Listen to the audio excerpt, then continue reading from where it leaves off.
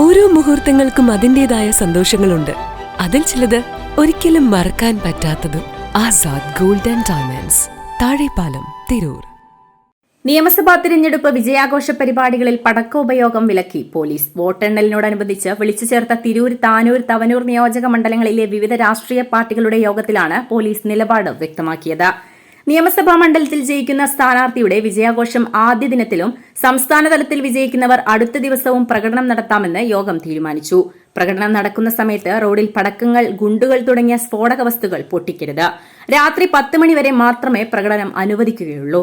Social media പ്ലാറ്റ്ഫോമിൽ അസഹിഷ്ണുത പുലർത്തുന്ന കാര്യങ്ങൾ പോസ്റ്റ് ചെയ്യരുതെന്ന് പോലീസ് നിർദ്ദേശിച്ചു. ഇത്തരക്കാർക്കെതിരെ ശക്തമായ നടപടികൾ സ്വീകരിക്കുമെന്ന് പോലീസ് അറിയിച്ചു.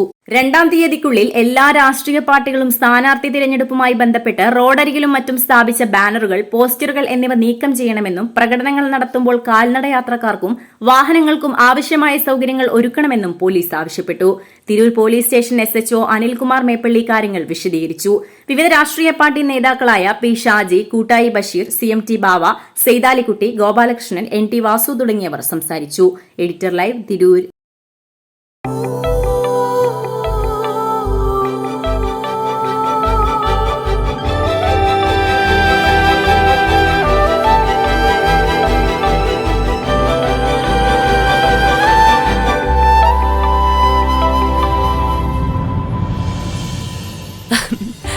ഓരോ മുഹൂർത്തങ്ങൾക്കും അതിൻ്റെതായ സന്തോഷങ്ങളുണ്ട്.